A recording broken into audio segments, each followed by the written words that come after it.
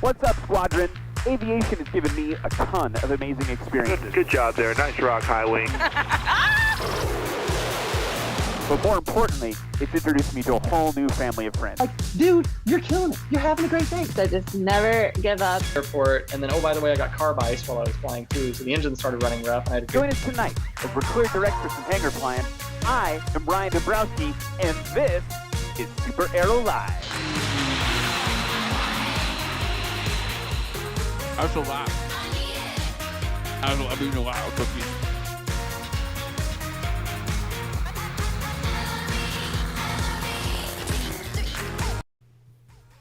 What's up, Av Geeks? Oh, I'm so pumped. It's Wednesday, which can only mean one thing. It's time for another episode of SuperAero Live. I hope you had a great weekend. I had an awesome weekend. I was down in Florida for the Central Florida Classic, part of the Husky National Stoll Series, and we got to announce the qualifying and the finals for that. Hung out with a couple great announcers, Matt Peterson and Eric Farewell, who's been on the show before from Aviator PPG, was also on the mic with me. Got to meet some pretty amazing people. The airport director down there. Got to meet Lights, the guy, the Sun and Fun guy, Lights, the Navy pilot with the most traps or whatever. Super cool, fun to watch, and I gotta say, go back. I mean, if you got like 4.5 hours to kill, go back and watch those finals. You're gonna see Jan Eggenfellner in a Zenith 750 Super Duty with like a Viking engine on the front do a 44-foot takeoff in basically no wind. It's bonkers. It's a bonkers thing. You go check it out. I want to say hey to a couple of people in the chat. Tongue twist time. James Hyatt, 72 Papa. Jonathan Christman is here, everybody. Clayton Starwalt. Dude, the gang is all here. Who else is here? You guys are talking smack to each other. Krueger's here. Flight Express. I don't think I've seen that name before. Flight Express, great to have you.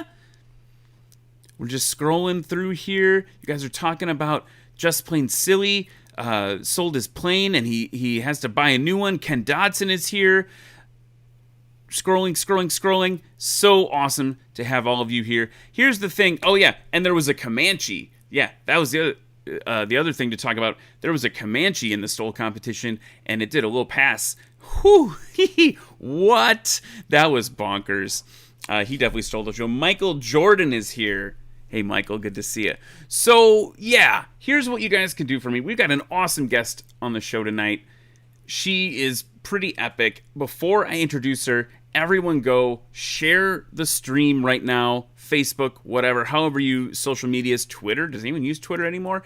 A MySpace, maybe Friendster. Go on those things, share it out. Make sure to like, subscribe, all that jazz. I think only like 60% of you are subscribed, which blows my mind. Hit that button. It helps me a lot. As people talk about ways we can grow aviation together. Anyway, go do that. I'm going to show you a super cool person. Check it out. Blaire Hamilton is here. Yay! Hi! Hey! So here's the thing. You are here, and I'm so very excited. Last week, we had Justin Metters on, F1 Reno pilot.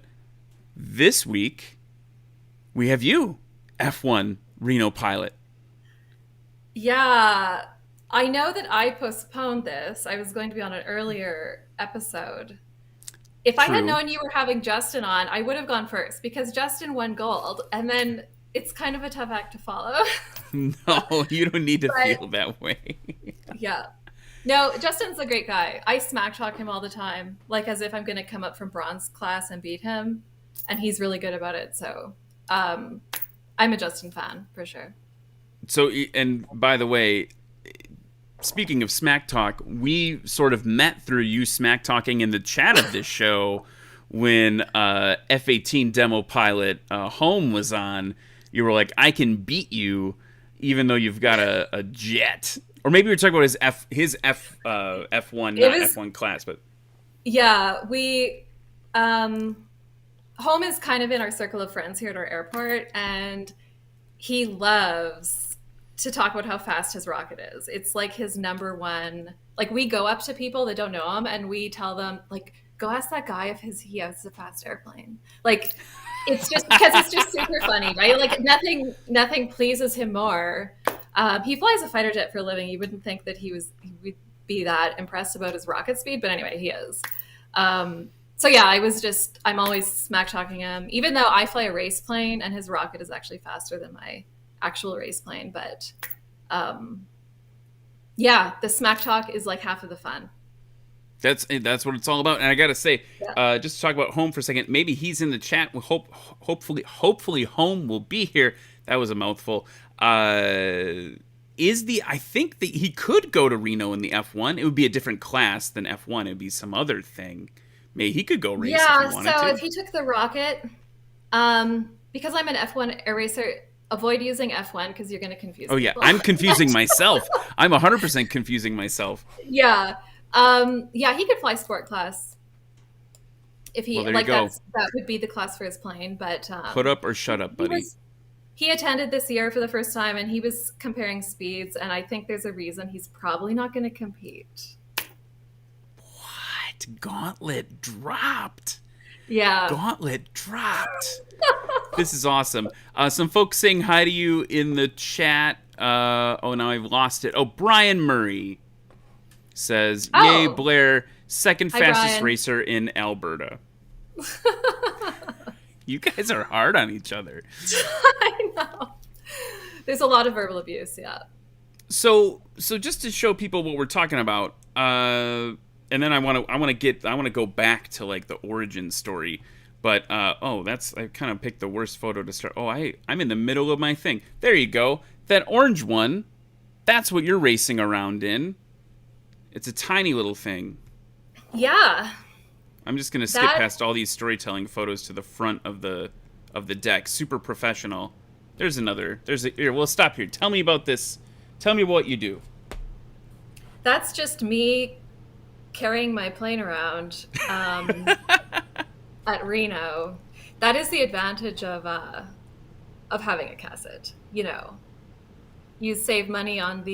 You don't need the. What do you call the tug? The tug. You don't need a tug. That was just me. I think I had just fueled up at the tarmac on Reno, and I'm just walking my Tiger back to the hangar. So the cassette is it's like 620 pounds. It's tiny. It is. We were talking about before the show. Here's an example. I'm bouncing all over the place. You flew down with another Reno competitor in a different racing sport, Stihl drag, and here you are. Her wings are sheltering your plane. That was such a hot day. It was like the sun was, burning us from above, and the tarmac was burning us from below. It was so freaking hot, and I was so appreciative that I could push my plane under her wing. And then just as a context for the photo, I think you can see her there. She's pouring fuel in her plane out of a fuel bag. Every stop we made, we would have to walk to a gas station or get to a gas station. This time here at this location, it was walking, and fill her fuel bags, and walk them back to the plane to fuel up. So yeah, it was a hot day. So let's take me back a little bit. So as I skip to the front of we joined that story in the middle. We'll come back to this in a second, but take me back to like Blair's like a little kid, like looking up at the sky. Like, how did you find aviation? I grew up on a farm in the prairies, in Manitoba, if that means anything to anyone. And my dad flew. He had, him and a few other guys had this crop dusting business, and they had several egg trucks, Cessna 188 egg trucks. So we had an airstrip at our yard, and I was just accustomed to little planes coming and going all the time. When I got a little older, we had a pacer, and so that is what I ended up taking all my training on. So, but yeah, when I was little, my brother and I my dad would throw us in the plane, and we'd hold that in the spray plane, Right. I think we're past the statute of limitations where my dad could get charged for this. So I'll tell the story. Okay, But- yeah. Sure. We would sit on his lap, when he's flying, and we would hold the stick and steer him to where he's going, and which was actually quite heavy in the spray plane, by the way. But and that was just kind of my intro to aviation. So it was always normalized for me. Mm-hmm. Females flying. Now there's so much conversation about raise the 6%, I think we're up to 7% of pilots are women now. And it was kind of shocking to me the first time I heard that conversation, because I don't know, my dad just expected me to fly a plane when I was 8 or something. So it was always normalized for me. But yeah, that was my intro. And then I did all my training on the Pacer after I finished high school. And yeah, that's about it. So, as far as my intro. Yeah. So cool. So you've got a flying family. By the way, Just Plain Silly says he's calling the FISDO now. But here's the thing. She's in Canada. So call them all you want. They're not going to help you, Bryon. Also, Hanger Tales is in the chat. He says, yeah, egg planes. Fun little fact. That guy, humble in the chat, but I remember who makes the ag planes, the big ones now. Air tractor, maybe? Maybe Air Tractors. They're restoring one that his dad owned. It was like one of the original serial number ones. So he's like kind of a big deal in ag. Mr. Hanger Tales there. But anyway, so I wanted to ask, Bryan's like, is it the Sisto? Because it's Canada? I don't know. That was funny to me. Maybe it's not actually funny. Talk to me about the Pacer, though, because the Pacer that's a plane I've always wanted to fly, and I think they're super cool looking. Short wing Piper, I don't know, after you flew that, was it, I hear they're kind of challenging. You know what? My dad got that plane when I said I wanted to get my license. He went and bought the Pacer. And he said to me, cool, he's like, Dad. there, if you can fly that, you can fly anything. That's what he said to me. Okay. This is what I was going to ask, because it's supposed the short tail and the short wings. It's like a little sporty, people say. And I was like, oh, man, that's a cool way to do it. Also, cool dad. Thanks, Blaire's dad. It was a bit of an exaggeration. But, he was onto something for sure. I mean, if you're learning to fly a plane, whether you learn on a tail drag or you learn on in a nose wheel, it's all new, and you don't know anything different if you learn on something that's squirrely, right? So, sure. So yeah, he had a good point there for sure. Couple people in the chat chatting. Holmes 540, are you our friend? I heard the Pacer is almost as fast as her race plane. Ooh. That's one of my competitors smack talking me. Okay, got it. Yes. Very good. Disgruntled Maple Syrup has a funny comment, but the part of it is not appropriate for a children's family show, but it is funny. And everyone's joking now that, so what happens, Blaire, to catch you up, is whatever we talk about on the show in SuperAero Live is what I Google for the next week, and then I tell all my Patreon supporters that that's what I'm going to buy. So I'm probably going to be talking a little bit about buying a Pacer for the next week. Well, you know what? Than a Casset. My dad has a Pacer right now on floats. It's for sale. Oh, stop it. It's up here in Canada. You have to come get it. And we're probably selling ours because my husband is building a Bushmaster. So Pacer fuselage, Cub wings. So if you want a Pacer, Ryan. Stop it. Yeah. Okay. Man, you are popular in the chat. Matt's here. You just talked about him. He says, "Hey, Blaire, from your chief and husband." Oh. Is he in the other room? He's not. He's helping. He's supposed to be helping his friend move. Clearly, they're not working, but no, he's not in the house right now. Okay, got it. So let's talk about F1. Let's talk about Reno. So you have this childhood. Flying's kind of always a thing. You learn in the Pacer. Sounds super dope. At what point do you make the move to air racing? So, first of all, neither of my husband or I fly for a living. We both have day jobs, but we both have commercial licenses. So, we just fly as a hobby for fun. It's kind of like an evening weekend thing. My husband is a mechanical engineer. He loves building planes. So we went down to Reno in 2018 as spectators.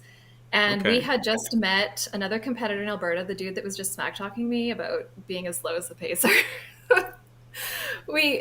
He was one of the people that gave us an invite to come hang out in the pits, and we spent the weekend basically in the hangar with the other teams. You know, kind of did the whole, lived in the hangar for the week, took in the races. And as we were talking to the other pilots, they were just like, man, you guys have a lot of good flying experience. You should join F1. You should come race. And we were like, that seems, crazy. Like, who would do that? And then maybe about 2 weeks after Reno, somebody called us up and said that there's this plane for sale in South Carolina. It's not even listed yet. Here's the number of the woman selling it. You guys, you should consider buying it if you're in the market. So the conversation got a little out of hand, and Matt bought it over the phone without Wait, what? seeing it. Yeah. And so then we were like, well, it's a cassette. The only thing you do with a cassette is race it. So I guess we're going to race. So yeah, we went down and bought the plane, picked it up, had it trucked back actually. And then, yeah, we just started flying it, and we kind of liked it. And so we went to PRS in the spring, and that was it. Then we went to the next Reno, 2019, and both did our rookie year. We switched back and forth. We both kind of took turns racing. And yeah, that was just kind of how it happened. So there's a lot to unpack there. But I want to dig into the plane a little tiny bit. So just to bring it back. So there it is. It's bright orange. You've got it. The name is good. I like the name. It's Atomic Pumpkin? The Atomic Pumpkin? It's called the Atomic Pumpkin. Tell me about that. Wait, don't we have a rad logo? Oh, Ryan, I have this. I'm going to mail this to you. Look, I have some swag. What? That's amazing. Oh, look at that. Sorry. Ooh, on the back, too. Number 48. Yeah, I'm going to mail it to you. You can be That's our very honorary kind. team member. Oh, my goodness. Maybe I should come to Reno next year and, help you. You're like, You what? should. You should. For sure. Stay out of the way, Dembro. All right. Tell me about the Atomic Pumpkin. So yeah, this woman in South Carolina was selling the Atomic Pumpkin. Her husband, Eric, had built it, and his intention was to race it at Reno. He unfortunately, he passed away of cancer before he got a chance to race it, so it never did go to Reno with him. Okay.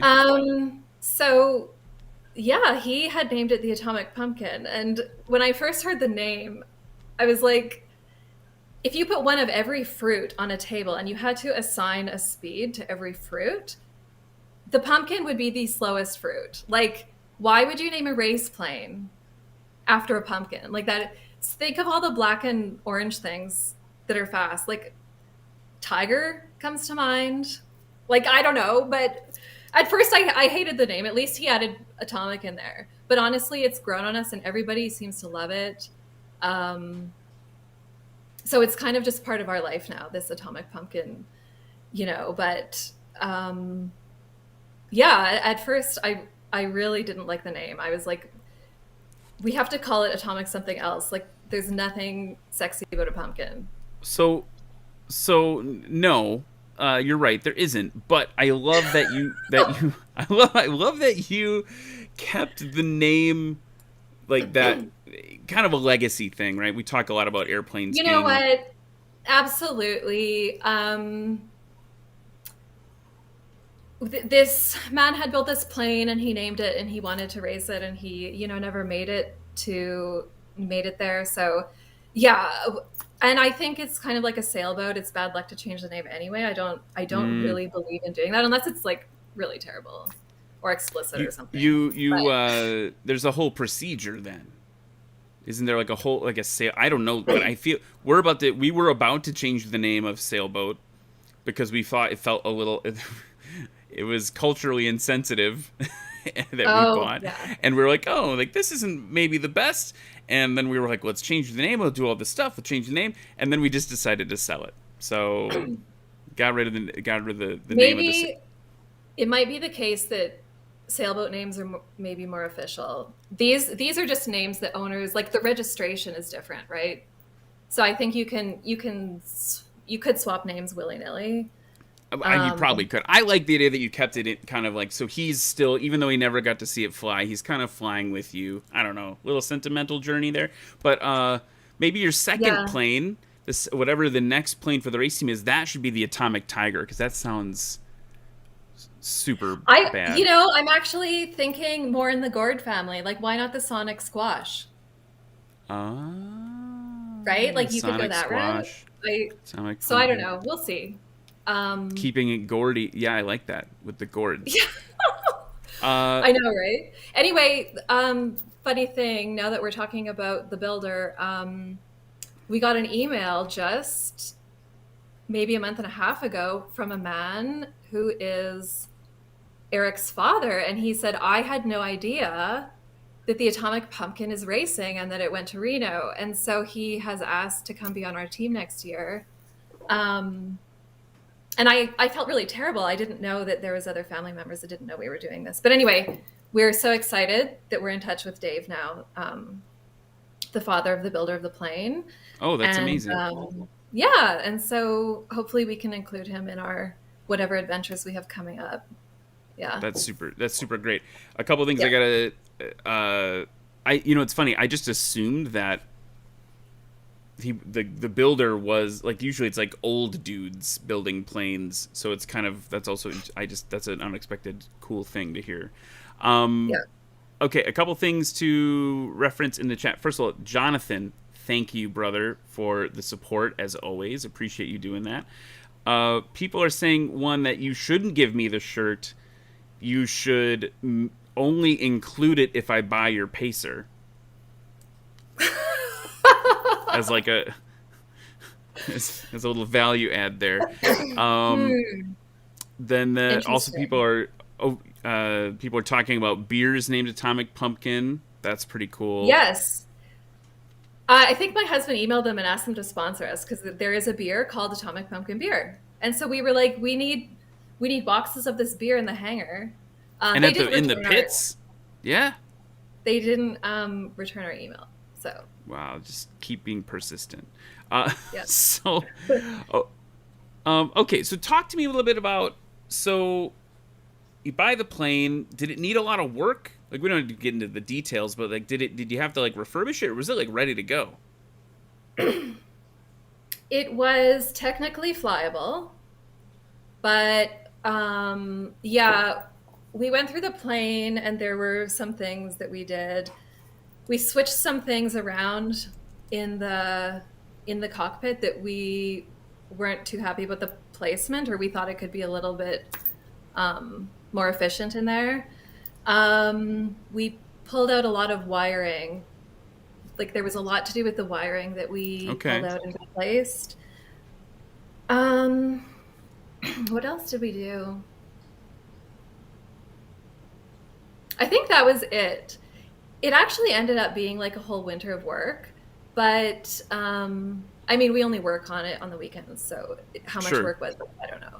So it was technically flyable, but we did a bit of work on it, and I think we were flying it it arrived around Christmas time, and I think we were flying it by like May of that year. That's amazing. And I the other thing I said to you before the show is like, we're going to go through all these photos, but you had sent me this photo, and I was like, wow, this photo in particular really gives you a sense of scale of the Casset and also just like the Formula One planes. Like, it's a tiny thing. You're wearing that. Like, it's like a little thing. Yeah, it's little. It has a high wing loading. It's rough, but honestly, it's a fun little plane, and it's easy. Like you were saying about the Pacer being squirrely, these have so much. They seem to have a lot of rudder authority. I don't know if it's because the side profile is less in a crosswind, like, or what, but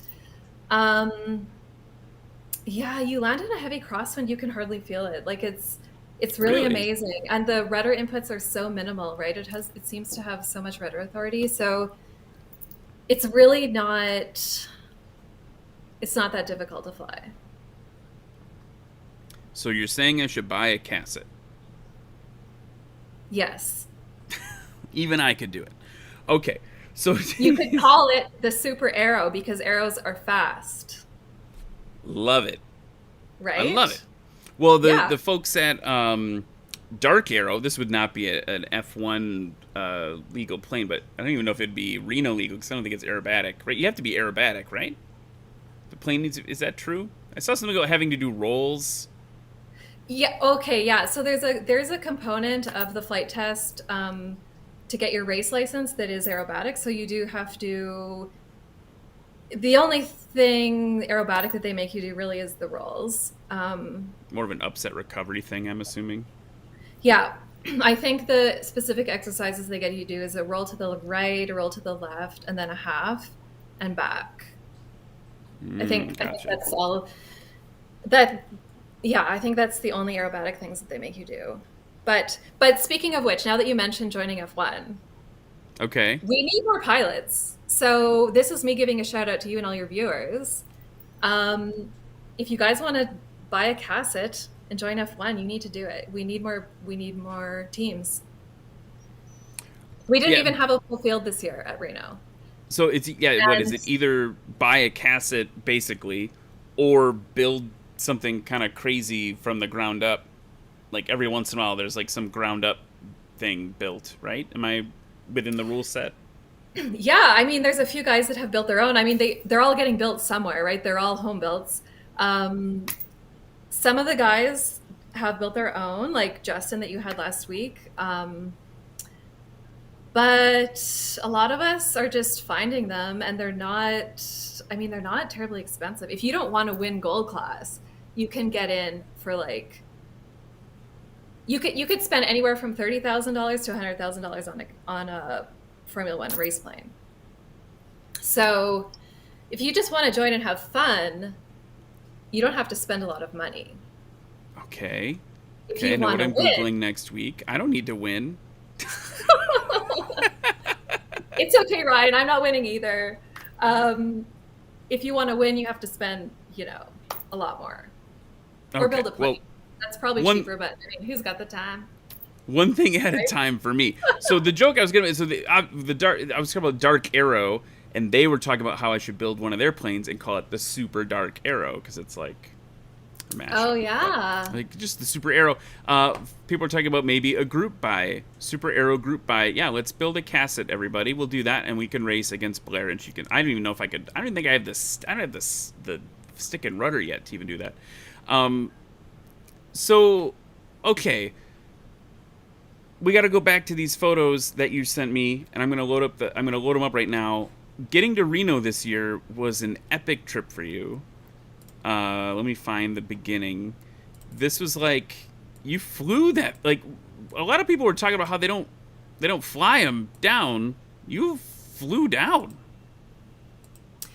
Yeah. So, well, a lot of people don't sport fly their race planes at all because a lot of them, if they're built specifically to race and to those guys I was just talking about that are in it to win it, they have very small gas tanks. I don't know what they are, 5-6 gallons, like really small. You couldn't do a cross country for that reason anyway. It's not really practical. Mm-hmm. normally we also take the wings off and we trailer it down. Like that's the normal practice. But this year with COVID, we weren't allowed to drive across the border.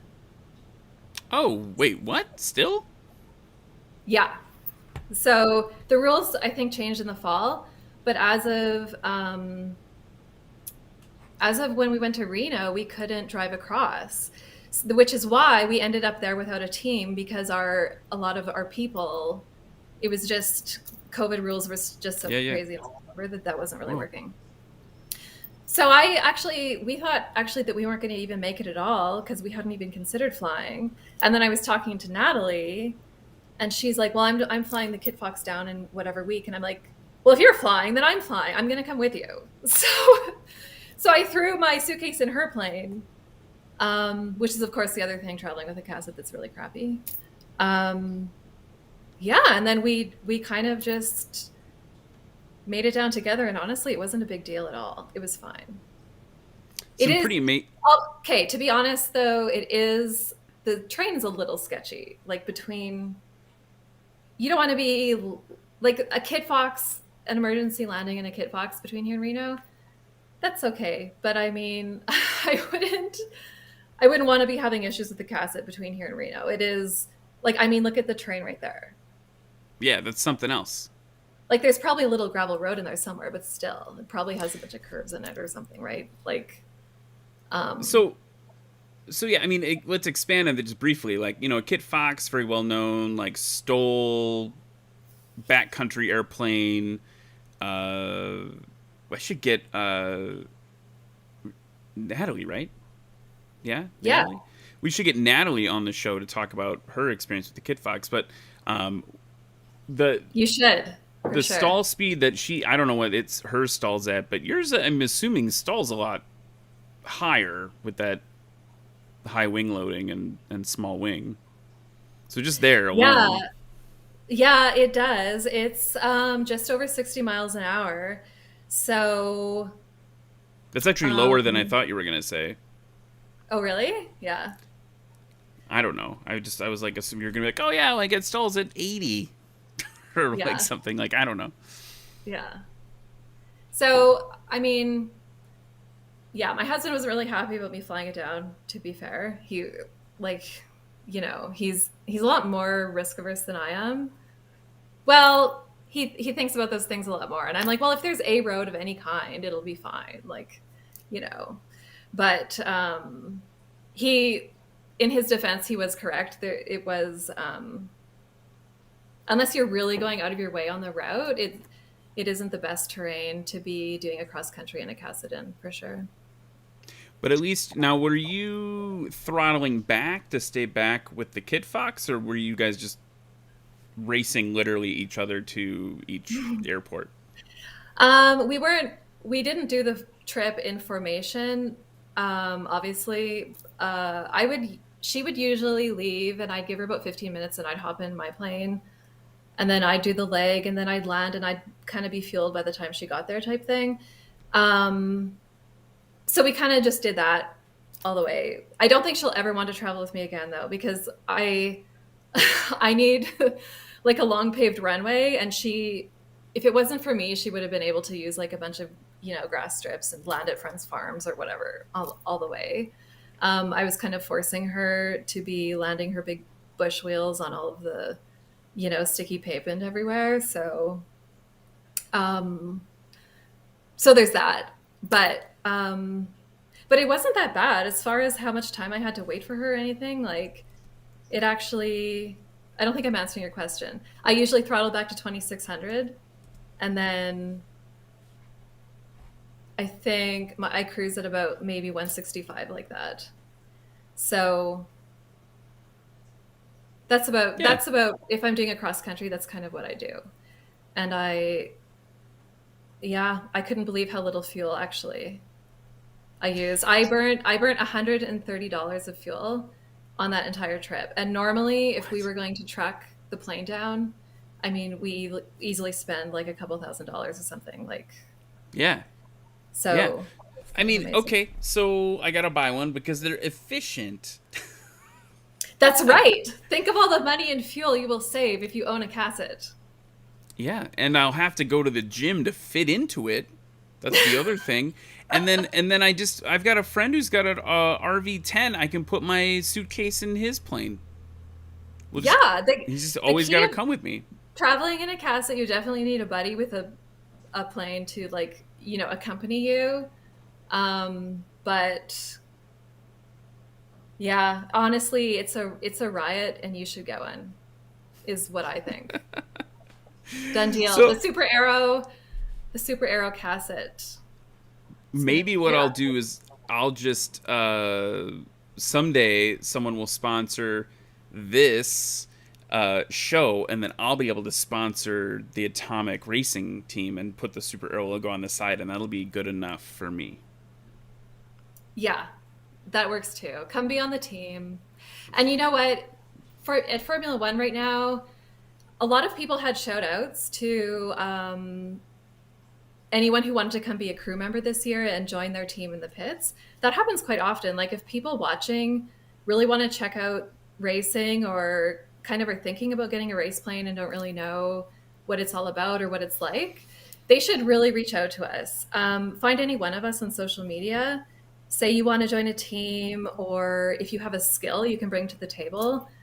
It's not like it's some elite group of whatever that you can't get into, right? Like we need people of all kinds. Digital content creators, if anyone's a digital content creator that wants to come hang out with Formula Ones, we could really use that. If you know anyone, right? I know people who do that. Speaking of people, let's talk about. That's two things. Justin's in the chat, I think, and he's saying ask her about her Reno toolkit this year. And I'm guessing that has something to do with the not being able to cross the border and the fact that you didn't have like your full team. There's some shots in here. Talk to me a little bit about that, like the challenge of obviously getting there, an adventure, mountains, scary.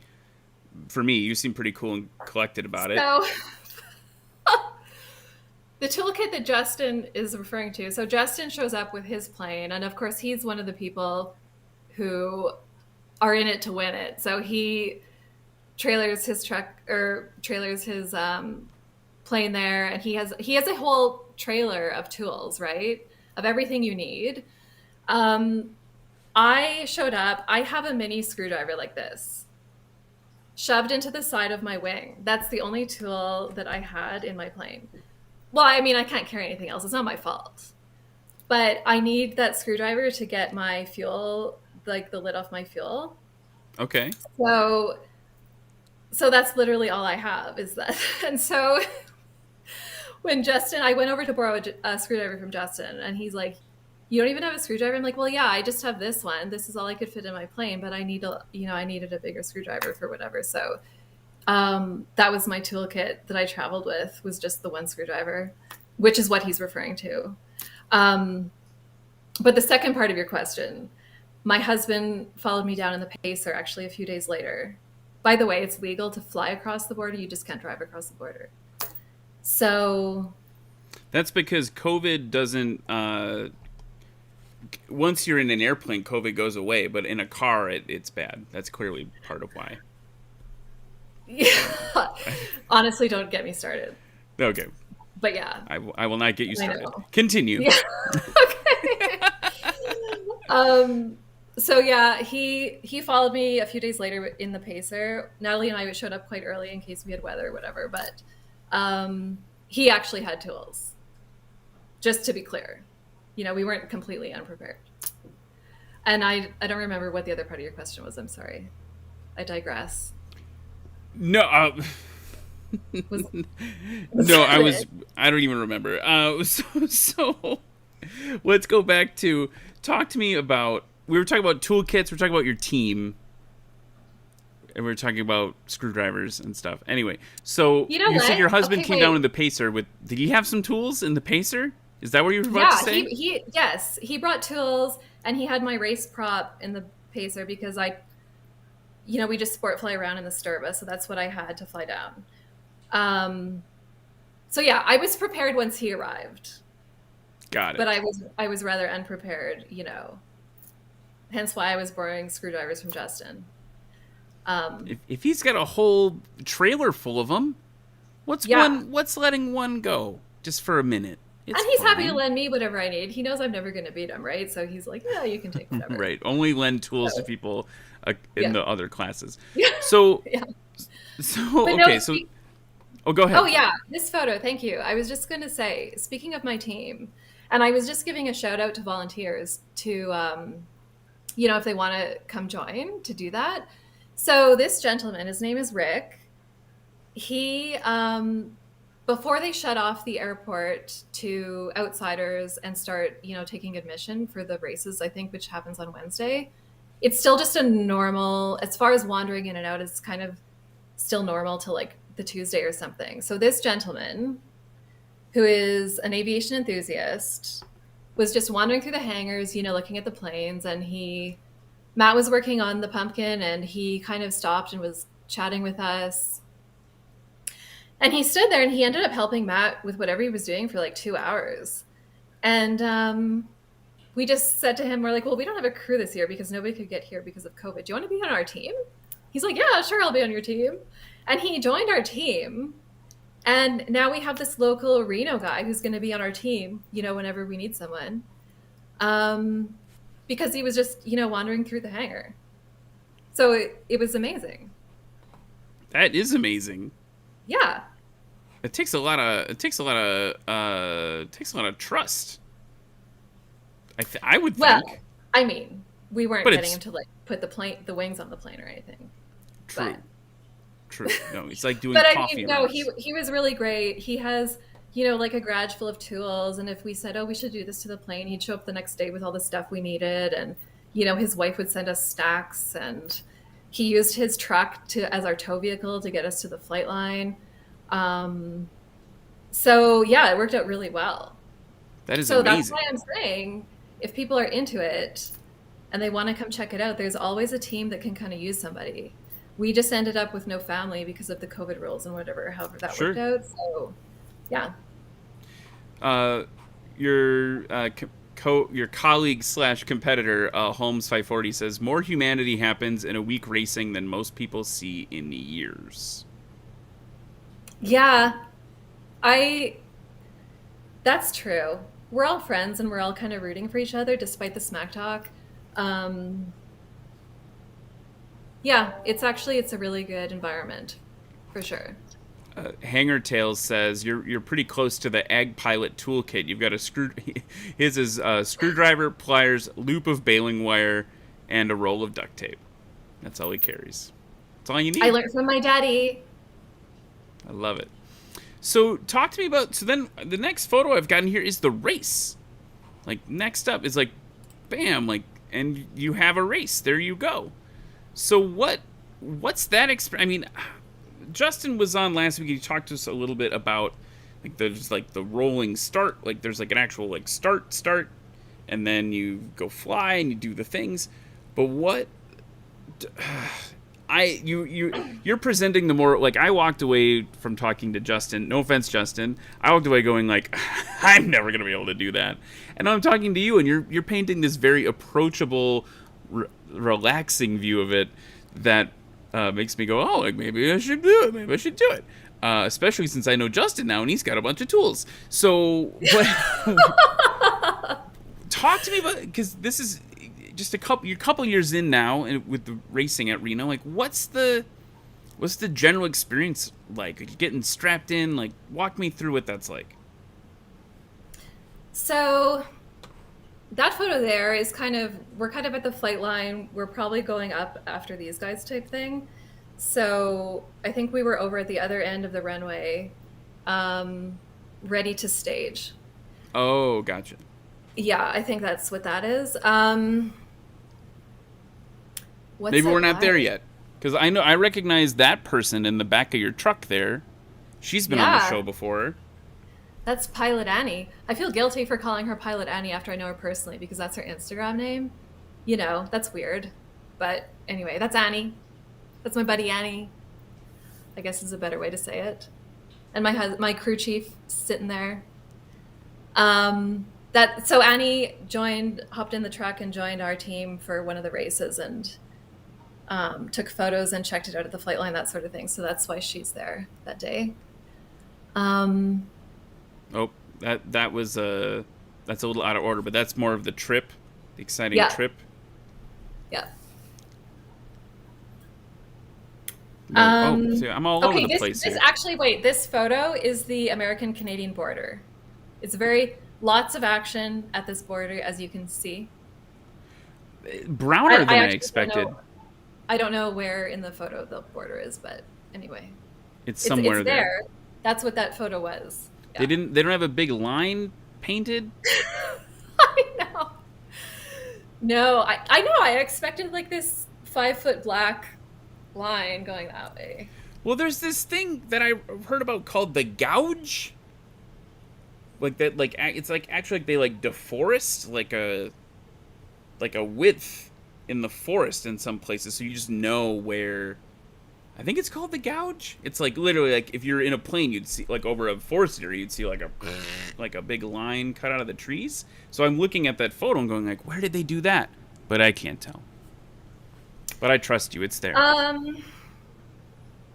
I did not see a gouge. I can tell you that. Is there something? Siri also just heard me ask that question since she doesn't know either. So okay. Anyway, okay. So there you are. Now you're flying. Boom. We got to a flying photo. You're flying. Talk me through a race. Like what's it like? What's it like? Probably the most nerve-wracking part is, getting ready to go. Like the wait on the runway is really kind of tense. And once you're up and off and out, everyone kind of spread out after that just naturally. And it goes really fast. Like it feels like it's only like 5 laps when you've done basically 9. I don't know. I don't know what to say what it's like. It's a riot. Does that count? That counts for sure. Yeah. It's, being low and being around the pylons, it's pretty exciting. And that's,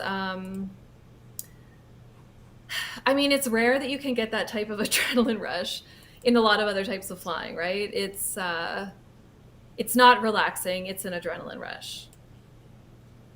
Yeah, I don't know if anyone goes to Reno to relax. Yeah. Yeah.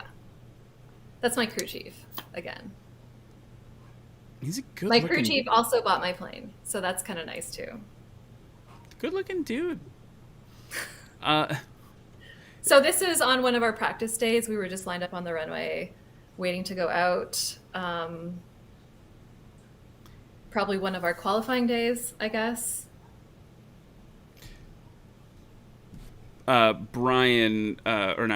Greg just hopped on and said, it's not the gouge, it's the slash. Oh. It's the slash. So I was using the wrong word. The gouge, I was thinking about fighter pilot gouge thing, must be why. The slash. It's the slash.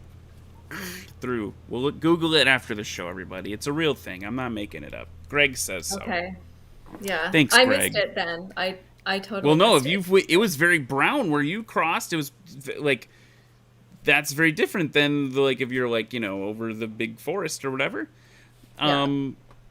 So, okay, sorry. So yeah, the racing, sorry, I don't feel like I answered your question. So the racing is definitely amazing. It's, yeah, you're low and you're fast and you're zooming around those pylons. Like it is kind of an amazing experience. It's a huge adrenaline rush. And you'll get out on the pylons probably once a day from starting on maybe the Monday before the races start until your last race, whatever that is, Saturday or Sunday. Oh, isn't that plane so beautiful? Yeah, it's atomic. And the rest of the time when you're not flying, there's so much going on at Reno. It's really just an amazing event. There's something going on everywhere all the time. There's so many people to talk to. There's experienced pilots to talk to. You have all your fighter jet pilots wandering around, being like super cool because they are. And then you have the little kids that just want to, talk to you and maybe sit in your plane. Like, it's just, if you're into aviation, you have to go to Reno. I mean, look at that. Yeah. So we each have our little parking spot in the hangar where we kind of camp all week. And yeah, you just kind of spend your day in there. And time just flies so quickly because there's just a million people going through and you're talking to everybody. Like, it's just kind of crazy, but it's super fun. That's really the whole thing. I mean, I've watched some coverage. Like, it's cool. We were talking, what Justin was doing is amazing, and what you're doing is amazing. And then, we talked a little bit about last week we were talking about Elliot Seguin, who's also been on the show, who's flown at Reno. He's in, I think, the sport class, but he's also hanging out with like the Dreadnought guys, like these giant warbirds. I don't know, just like trying to understand how this all works is kind of blowing my mind. But by the way, Greg Hughes says, "Oh, hey, it's race 96." So he must have been standing next to you or working next to you, next door. Yeah, our hangar neighbors there. Anyway.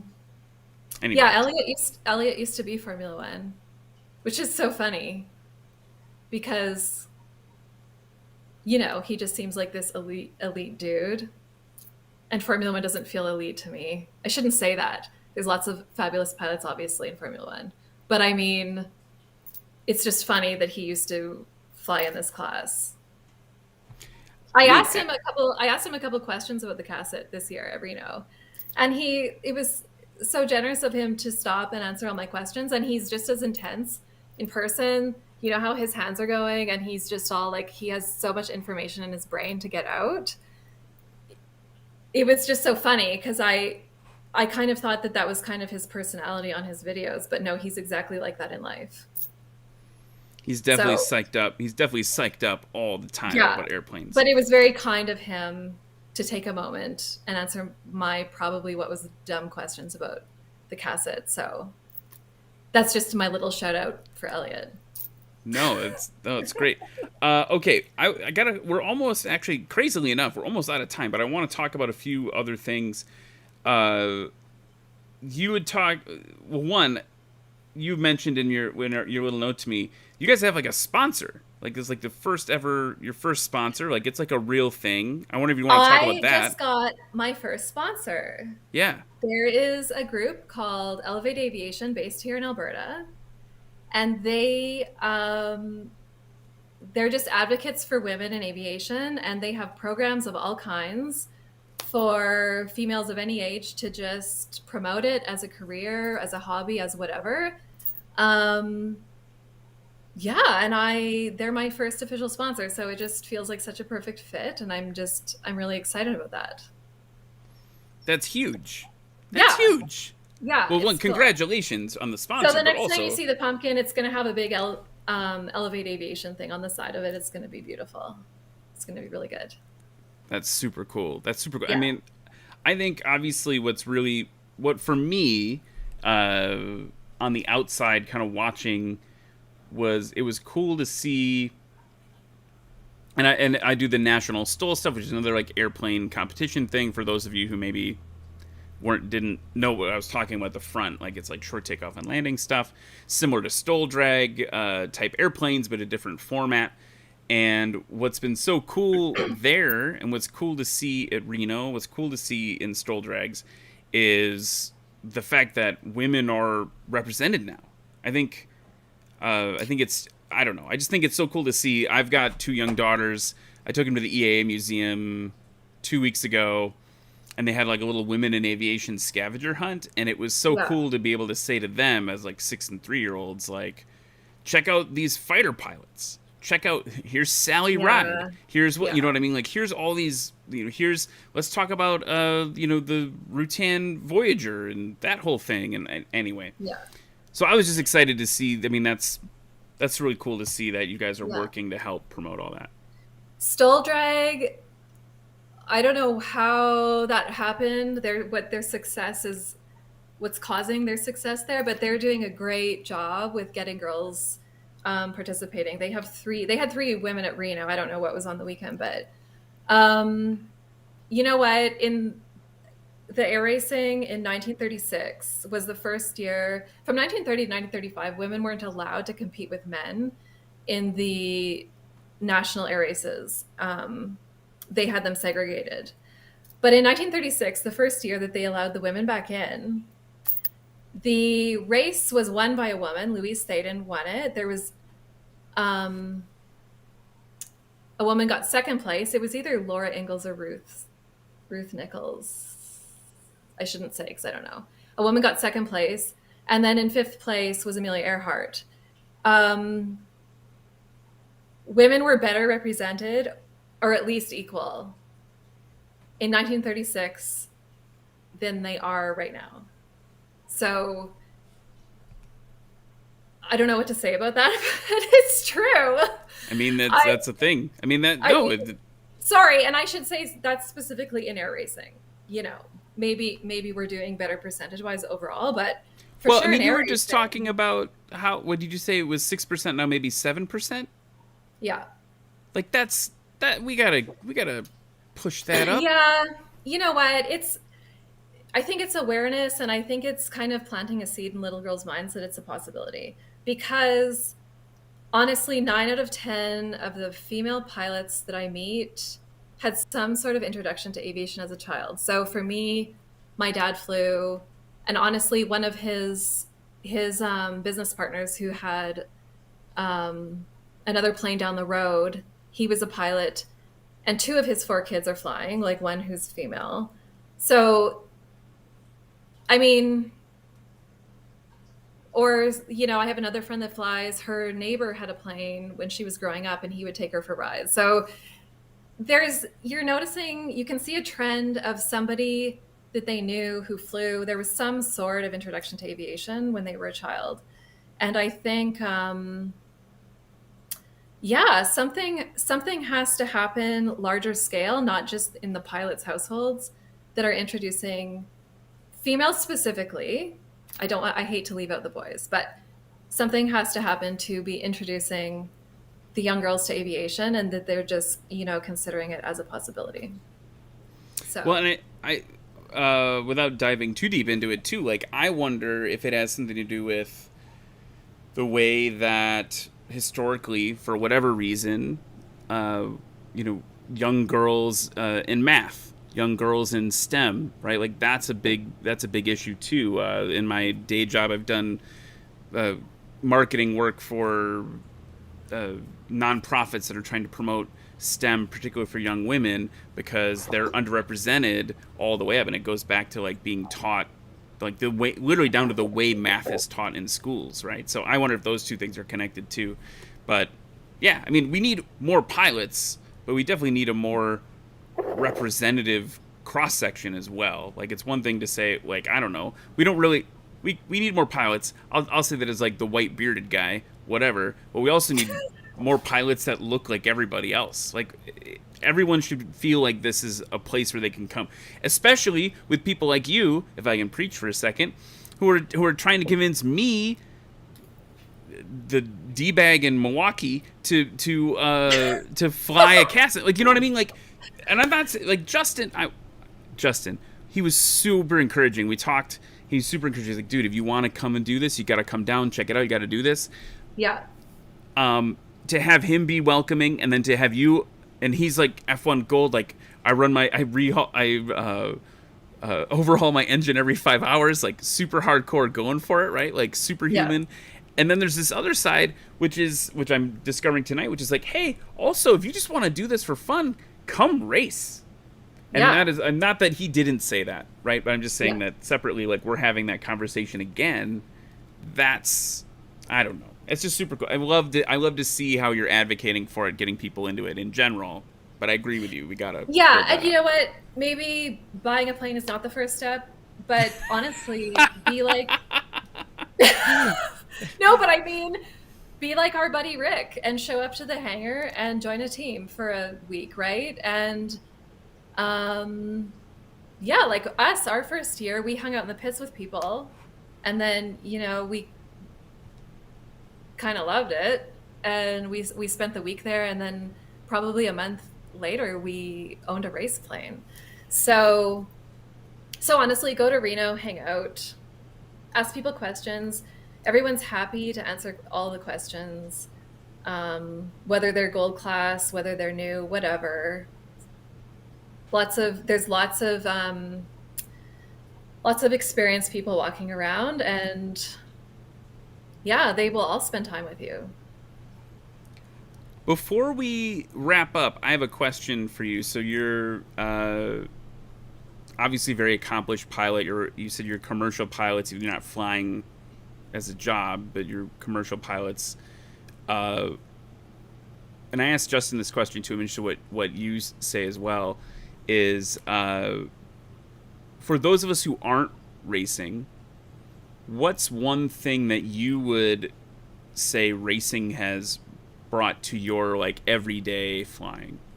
When you get back in the pacer or whatever, like what has racing done to your abilities or experiences as a pilot?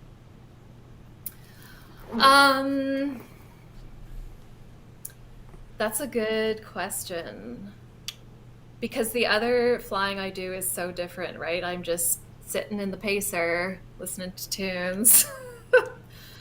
I don't know, really.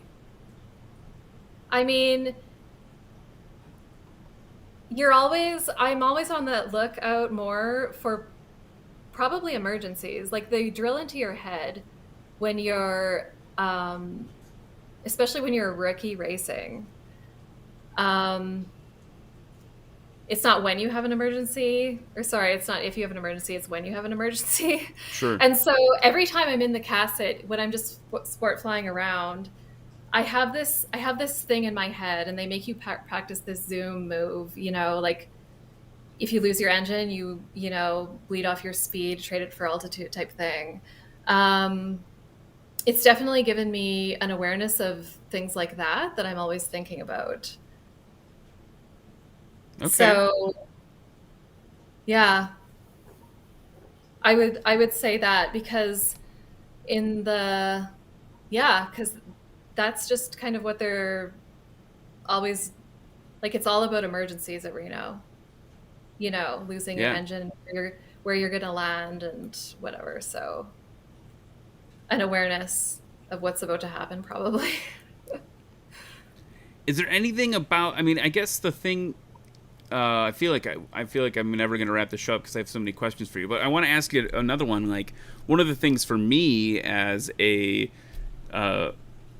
classic GA pilot, I don't get to fly low very often, right? This feels like an opportunity for me to go fly low, like in a controlled environment. It feels almost like, the idea of like, you want to go ride your motorcycle fast, like take it to the track, right? When you want to drive your car fast, like take it to the track where it's like safer, more controlled environment. This feels like that a little bit. Is there anything like that first time? I mean, you grew up in an ag plane family, so you guys were flying low all the time probably. Mm-hmm. But like, I don't know, is there anything like that, like unique experience that feels, I mean, obviously the whole thing is unique, but. Yeah, so my first race at Reno in 2019, I won. Well, I crossed the line first. But they DQ'd me for low flying because I was too low on the backstretch. So, all of the crop duster jokes come out, of course, over that. But yeah, that's the problem, is that where most of us live, I think there's some big spaces in the States where it's legal to be low. I'm not totally familiar with the law down there in those, uncontrolled, Class G areas type thing. I mean, but here, it's also like legal actually, versus prudent, right? Yeah, it's really hard to find a place where you can fly low. So the practice, to be honest, flying low, is pretty rare, if not non-existent for most of us. Gotcha. If I lived where I used to live, I could probably sneak in some low stuff. But over here in Alberta, there's nothing low for me, really, is the honest truth.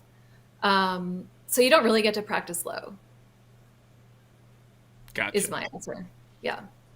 Yeah, I mean, there are places, depending on where you are. I'm sure there's lots of guys who can do it.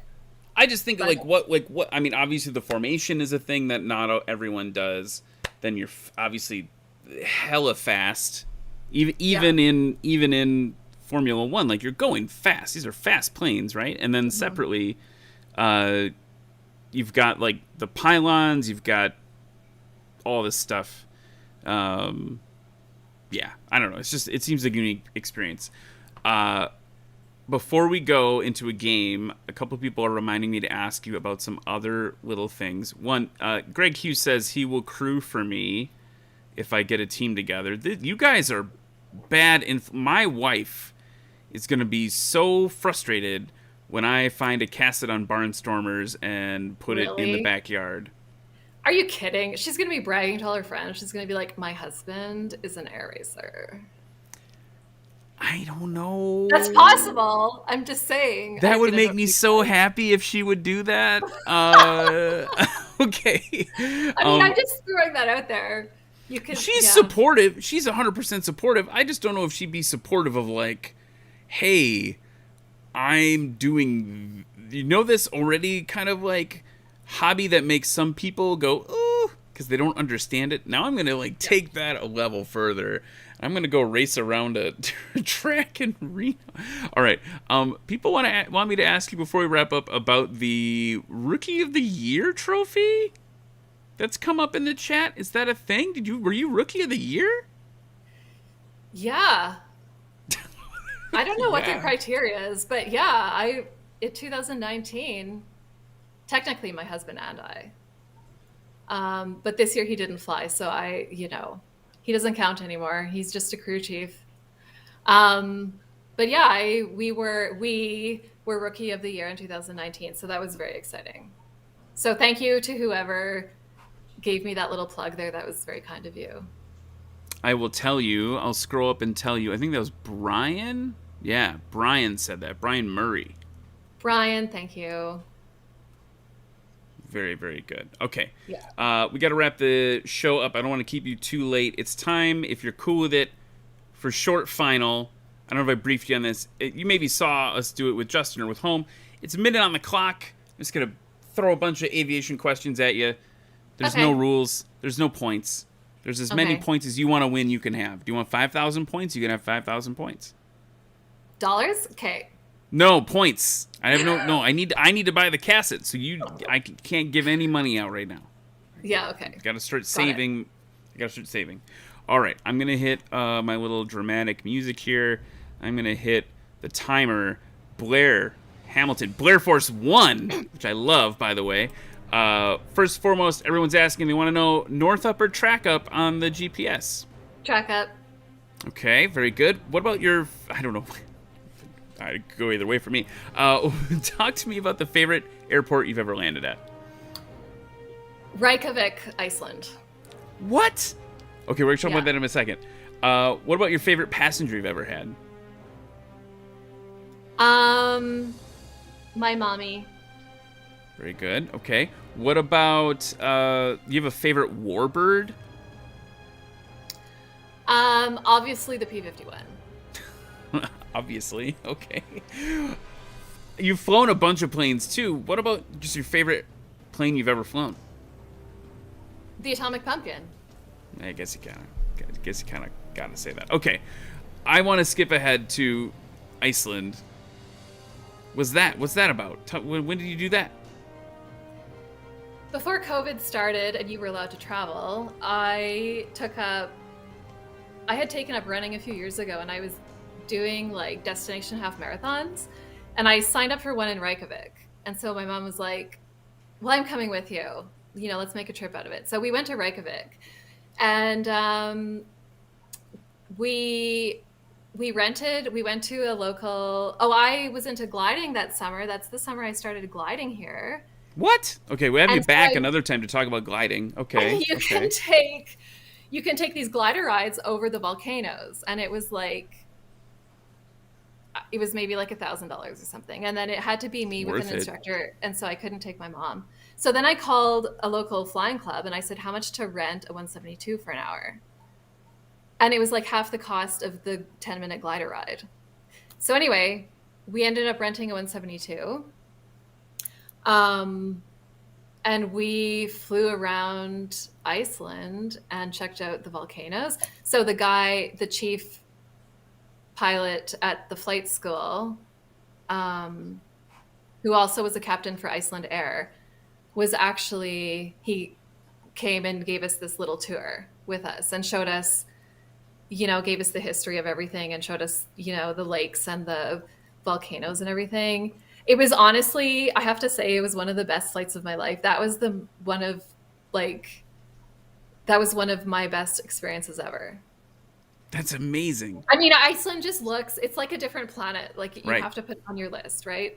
It's amazing. And now actually there's, not that I know these people, but there's some amazing Instagram accounts of like backcountry flyers in Iceland that fly around in like super cubs around like the volcanoes and stuff. And their accounts are kind of amazing. So if that sort of thing suits your fancy, you should really check that out. And we should do a national STOL competition in Iceland. We should have a Formula One air race in Iceland. That's for sure. Sorry, we're talking about Formula One. Well, you were talking about bush planes. Sorry, you said about bush planes. It made me think about STOL. I just, I have to give the Formula One all of the. No, absolutely, you should. No, that's so cool. Yeah, okay, cool. Blaire, this has been so fun. Yeah, it was really good. I really enjoy you being on the show. Eric, by the way, sorry, I just saw it pop up. Eric Johnston's in the chat, aviation photographer. Thanks, Eric, for your support. Appreciate that. Such a cool dude. Anyway, sorry, that distracted me. Blaire, thank you. This has been a lot of fun. You're gonna be. I'm assuming you're gonna be at Reno, the next one. Yeah, you know what? We have a few. Formula One has a few.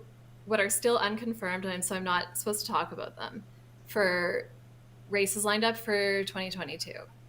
So honestly, you may see us more places than Reno. Oh, that'd be cool. You could attend and crew at one of the earlier races, Ryan, and then like your plane should be ready for Reno is what I'm thinking. Right? I mean, it would be cool. If I had one, I'd paint it like bright pink. And yeah, I would totally do it. But one thing at a time. The ombre on your live would be good. The pink to purple. Yeah, maybe? That would be cool, right? Pink to purple and then like black. Yeah. Ooh, yeah, it'd be sweet. Yeah. It'd be sweet. Okay. So yeah, of course we'll be at Reno, and maybe a few other places too. We'll have to see what the year brings us. But yeah, it's going to be really fun. Awesome. Well, everyone be sure to keep tab. Where should they keep tabs on you? So Instagram, we have an Atomic Pumpkin, or what is it called? Yeah, Atomic Pumpkin _air is the team name. I'm also on there. I think I'm Blaire T.Hamilton, or maybe just Blaire Force One. I don't know which. I put the links in. They're down in the, what does the guy say? Doobly doo. They're down in the thing below. And we do have a Facebook page for the team, Atomic Pumpkin Facebook page. The good thing about the name Atomic Pumpkin is that you don't run into any other issues with people who have already taken your name, right? So it's just called Atomic Pumpkin, I'm sure. There's just that one mad scientist. Yeah, and we have a YouTube channel that we're going to start up here quick. So just to another platform for some footage. And we're going to start doing some longer videos and explanations of stuff and Formula One stuff. So that'll be exciting too, but that's not even out yet. But anyway, find us on Facebook and Instagram. Just search Atomic Pumpkin, you'll find us. So do that, right? Go do that, everybody. And then separately, keep tabs on if the F1 season does the secret things we weren't supposed to talk about. And then, if nothing else, go to Reno and check out Blaire in the Atomic Yeah. Racing team. That's and pretty if, cool. seriously, if people want to come hang out in the hangar, if they want to join a team, if you're an AME or whatever you call them in the States, sorry, I don't know. What's your term? Do you you want guys call mechanics? Yeah, what are your plane mechanics called? A&Ps. Okay, Airframe thank and you. power plant, yeah. Then, give us a shout out and let us know you want to volunteer your time and just come hang out, because we can use people. I'm sure And there's you're at welcome to least join 3. in. I know If there's we at can't least use 3 in you- A. Yeah. And if we can't use you, you're welcome to hang out. So anyway, I'll stop talking. I'm sorry. No, this is great. I was going to say there's at least like 3 AMPs that I can identify in the chat right now. So they're all going to show up at Reno unannounced, and you're just going to not know what to do. You have all these wrenches. Wrenches everywhere. Lots of wrenches and screwdrivers. Yeah. They'll bring more than one for you. Yeah. Yeah. Awesome, everybody. Thank you so much for watching. Blaire, thank you so much for being here tonight. I say it every week. Wednesday is always the highlight of my week to nerd out and talk airplanes with everybody. Also, thanks to the folks that were at Lakeland chatting about airplanes at the Central Florida Classic. Another side of airplane competition, but super cool and just really a fun time to see everyone down there. Aviation family getting together. So anyway, I will stop yapping. Blaire, thanks so much. Come on again. Let's talk about Iceland. You can come on again, talk about gliding. We could just come on the show all you want. Anytime. You're always welcome here. Perfect. Thanks, Ryan. Appreciate it. Awesome. Everybody else, we'll see you next week. Fly safe.